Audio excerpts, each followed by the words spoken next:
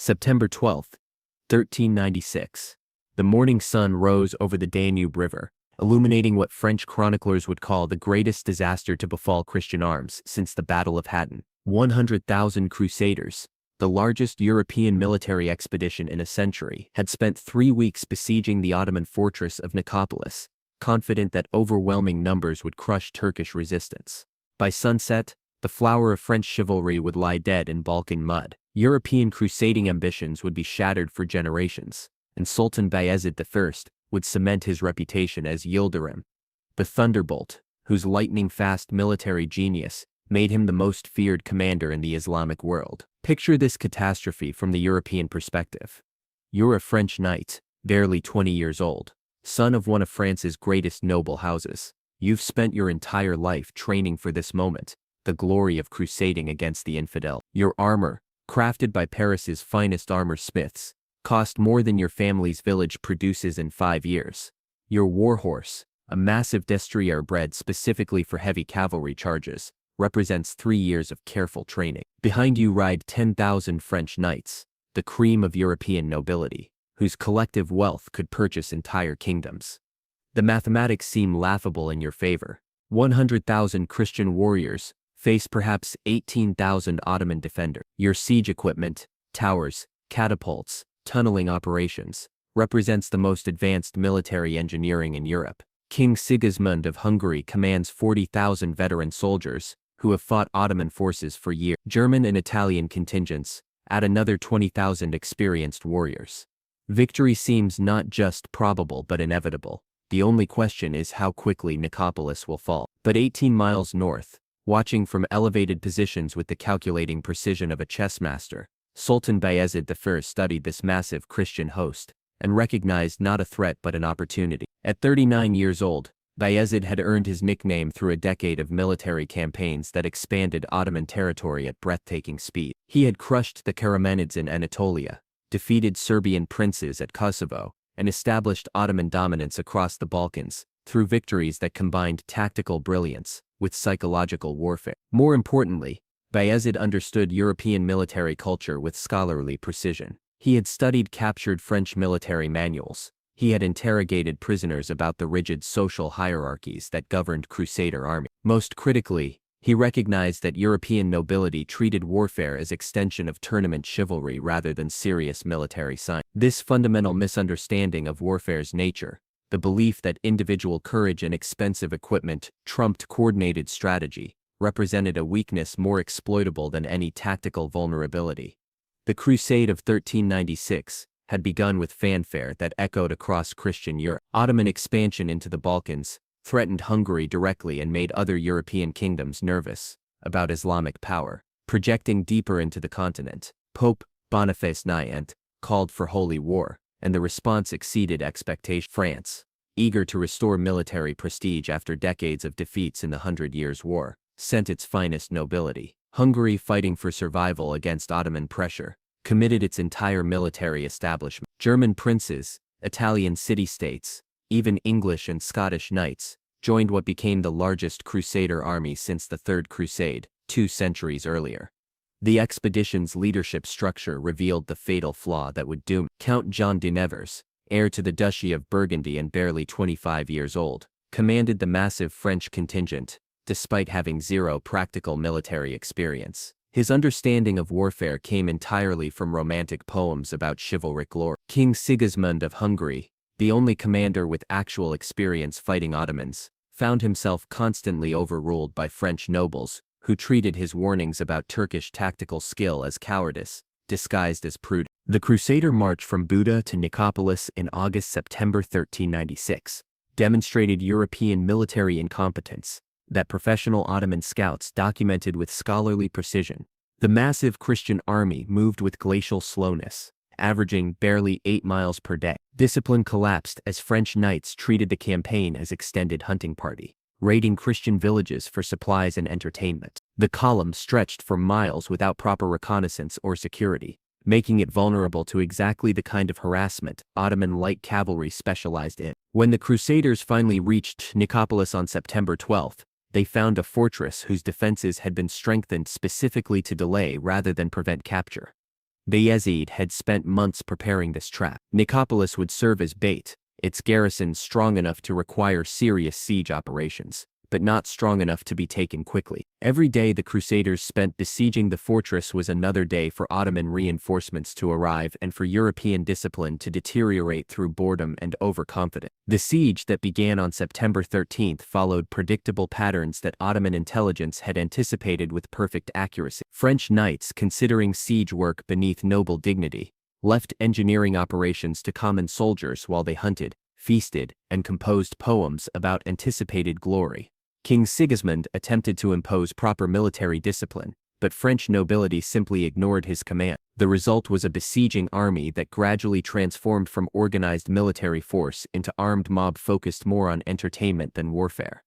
Ottoman scouts watching from hidden positions documented this deterioration with reports that reached Bayezid within hours. The Sultan, encamped 18 miles north with his rapidly assembling relief force, recognized that every day of siege meant weaker Christian discipline and stronger Ottoman position.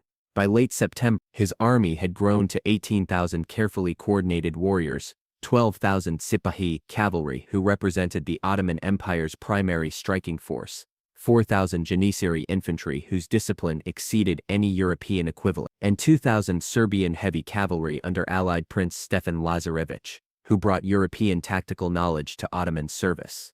But Bayezid's real advantage wasn't numerical. He remained outnumbered more than 5-1. His superiority lay in organizational structure, tactical doctrine, and psychological understanding that European armies couldn't match. Every Sipahi cavalryman had trained from youth in coordinated maneuvers that allowed Ottoman forces to execute complex tactics with parade ground precision. The Janissaries, recruited as Christian children and converted to Islam, knew European warfare intimately while being completely loyal to Ottoman command. Most critically, Bayezid's army fought as unified force under single command structure, while the Crusaders remained fractured between competing national contingents, whose leaders could barely coordinate basic operations. On the evening of September 24th, Ottoman scouts brought news that made Bayezid spring his trap. A massive Crusader foraging party, over 15,000 warriors, had dispersed across the countryside seeking supplies. The siege lines around Nicopolis had weakened. Most importantly, French nobles had convinced themselves that Bayezid wouldn't dare attack such overwhelming Christian numbers, so basic security precautions had been abandoned. The next morning would reveal whether European overconfidence was justified or suicidal. Dawn on September 25th brought no warning of approaching catastrophe. The Crusader camp woke to another day of boring siege operations. French knights broke their fast with wine and freshly hunted game. Hungarian forces maintained their positions with professional discipline. But Sigismund's warnings about Ottoman approach had been dismissed so many times that even he had stopped issuing them. The only unusual activity was increased Turkish archery from Nicopolis's walls, but defenders always increased resistance when they sensed relief forces approaching. Then, at approximately 9 a.m., everything changed with devastating suddenness. Ottoman Akunja, light cavalry raiders famous for their speed and ferocity, appeared on the southern horizon in numbers that made Crusader scouts initially believe they faced the entire Ottoman army. Trumpets sounded across the Christian camp as warriors scrambled for weapons and armor. Within minutes, the realization hit that this wasn't another harassment raid, but a major Ottoman assault. The Crusader response revealed every organizational flaw that 3 weeks of poor discipline had created. French knights, determined to demonstrate their courage and convinced that Turkish cavalry would flee at the first charge, demanded immediate attack without waiting for other contingents to organize. King Sigismund, recognizing tactical suicide when he saw it, counseled defensive positions until the entire Christian army could coordinate response. The French nobles' response demonstrated the contempt they felt for professional military. Count Jean de Nevers reportedly told Sigismund that the French will fight in the vanguard and gain all the honor. What followed was perhaps the most catastrophic example of military incompetence in medieval history. 10,000 French knights, the finest heavy cavalry in Europe, wearing armor worth fortunes, riding horses bred for power, charged toward approaching Ottoman forces without infantry support, without reconnaissance, without any coordination with their Hungarian allies who remained behind organizing proper defensive formation. It was courage divorced from intelligence, bravery transformed into suicidal arrogance. The initial charge seemed to confirm French expectations. Ottoman Akunja, facing European heavy cavalry, executed what appeared to be panicked retreat. The lighter Turkish horsemen turned and fled before the thundering French destroyers, and European nobles raced after them with all the discipline of children chasing rabbits. Young French knights actually competed with each other to be first to engage the fleeing enemy, each determined to claim greatest glory for himself. But here's what those overconfident French nobility failed to recognize. They were executing one of the oldest tactical mistakes in military history, pursuing light cavalry whose entire doctrine centered on feigned retreats, designed to separate heavy cavalry from supporting forces. Ottoman Akunja weren't fleeing. They were. Every yard the French charged took them further from Hungarian infantry, exhausted their horses, and drew them deeper into terrain Bayezid had selected specifically for slaughter. After roughly 2 miles of pursuit, when French horses were beginning to slow from exhaustion and formation had dissolved into scattered clusters of individual knights, the Akunja suddenly wheeled and counterattacked with coordinated volleys of arrows. The psychological shock was immediate. These weren't defeated enemies running for their lives, but professional soldiers executing practiced maneuvers. Before French nobility could process this reversal, the real catastrophe struck. From concealed positions in dead ground that Ottoman scouts had identified weeks earlier, 12,000 fresh Sipahi cavalry erupted in coordinated charges that hit French forces from 3 directions simultaneously. The impact was devastating not because Ottoman weapons were superior, French armor remained the finest in Europe, but because Ottoman coordination and timing transformed individual advantages into collective catastrophe.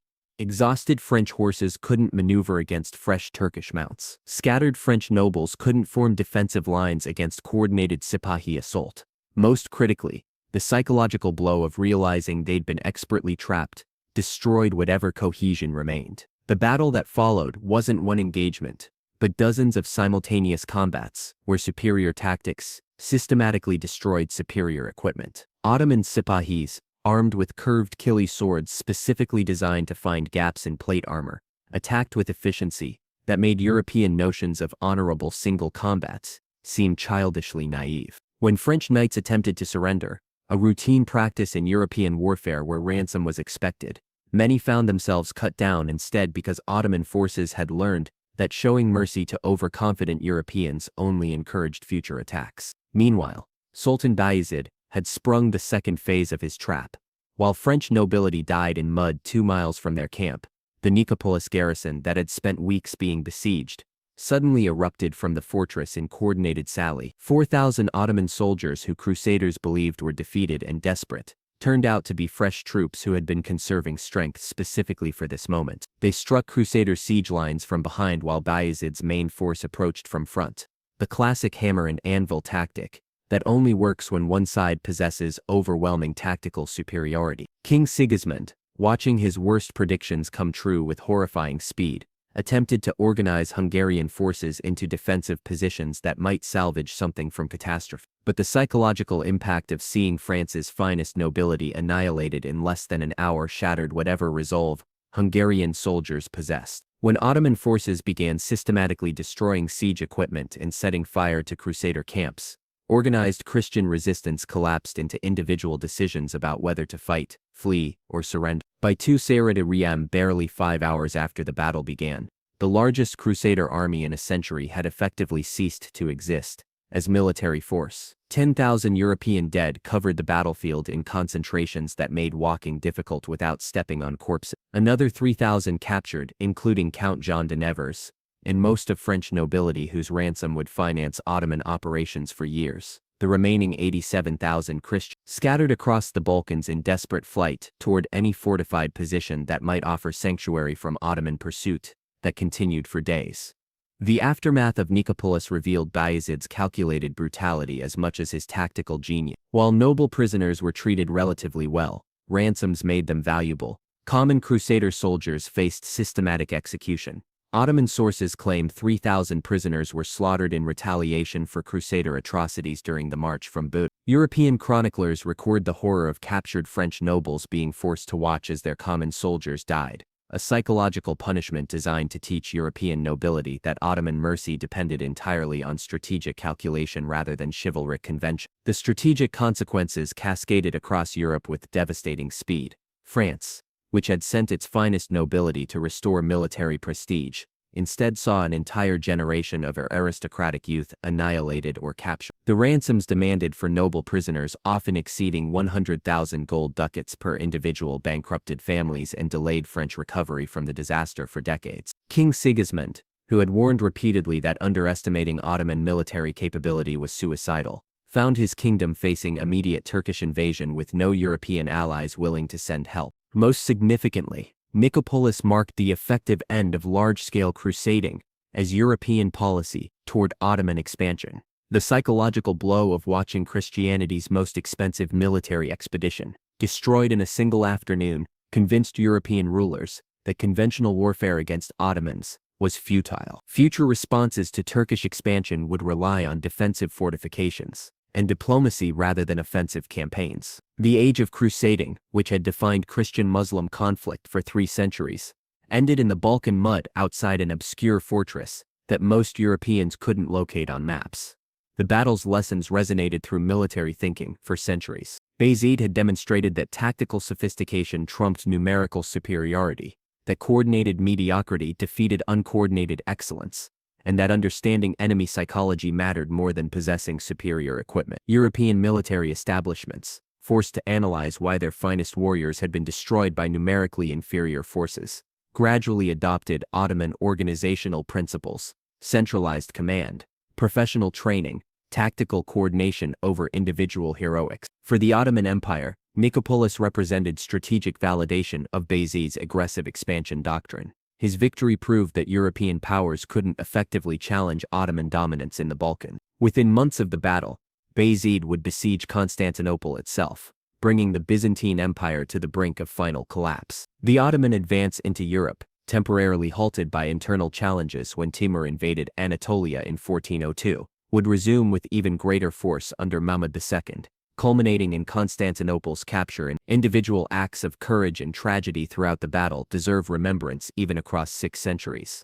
French knights who fought with legendary bravery even when recognizing their cause was lost. Hungarian soldiers who maintained discipline despite watching their warnings prove catastrophically correct. Ottoman warriors who demonstrated that professional military excellence could emerge from any culture when properly organized and led. The deeper significance of Nicopolis transcends tactical analysis. The battle proved that military supremacy isn't determined by which civilization produces braver soldiers or finer equipment, but by which commanders understand that warfare is ultimately about making enemies defeat themselves through their own flaws and assumptions. Bayezid didn't destroy 100,000 crusaders through superior force. He destroyed them by recognizing that European chivalric culture contained fatal weaknesses: arrogance, individualism, contempt for coordination that could be exploited through patient strategy and perfect timing. September 25, 1396. The sun that rose over confident French knights determined to demonstrate their martial superiority set over 10,000 European corpses,